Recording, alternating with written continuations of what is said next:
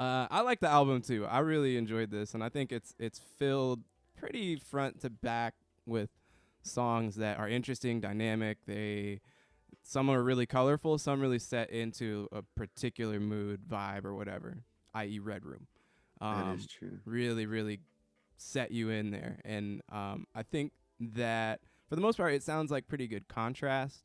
Like you said, there is a little bit of, even though everything kind of falls under the neo soul archetype, it's still relatively unpredictable. I think like the range of sounds that they covered within their own is interesting. I don't feel like this is an album that just goes by and each song just kind of feels like the last song, and Yeah, like it's neo soul, but it's not really like just neo soul. Like there's it's jazzier.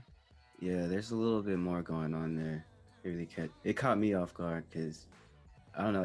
I hear a lot of neo. Like I listen to neo soul like from back in the day all the time. Like there's music that you could go back and listen to that would still sound like this album in a way, but this album is different because it has like a little bit of a rock, like almost like an alternative rock tinge to it, I guess. I like Like that. Yeah. almost with like kind of like funk, like kind of with the way the drums are being played. Yeah. Like I don't know. Sometimes kind of remind me a little bit of some Nirvana type shit. Hmm. Yeah, I can't say I heard that.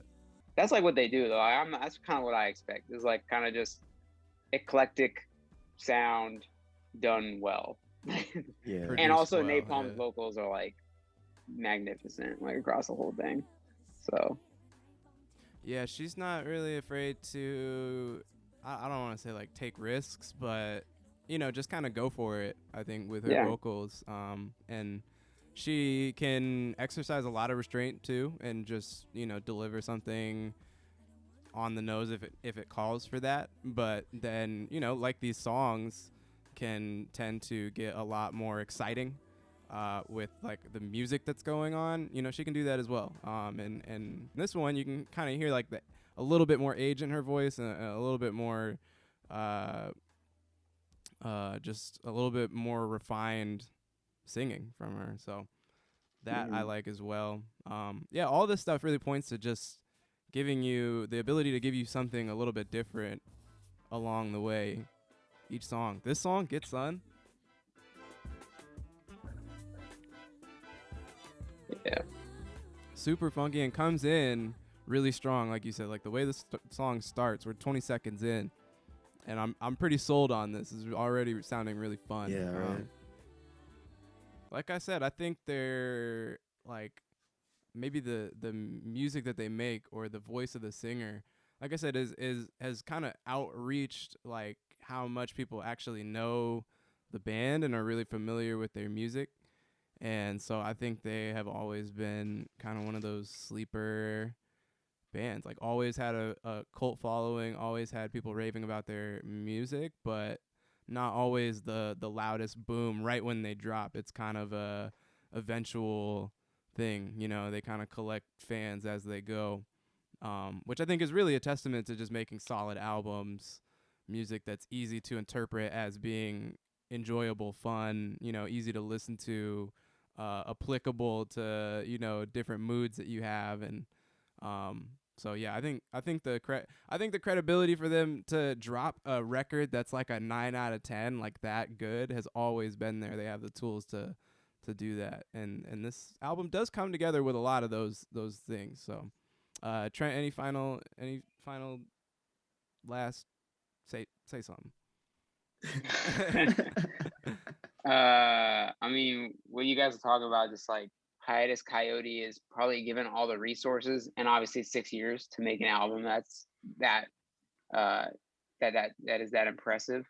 So it doesn't surprise me at all that they made an album that can be considered like a 9.2 or even that high. Like I almost would expect it, especially if you're a fan of their kind of music.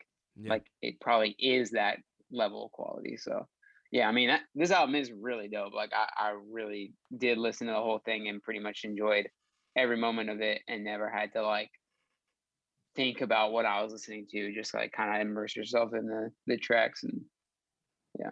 It's Yeah, a good album. it definitely doesn't overwhelm you with all this shit it's No. throwing together. It's got this way of being like still kind of seamless, unassuming, just clever and sounding good without being like pretentious with what all the different things that it's trying to throw together, or just the eclectic nature of it.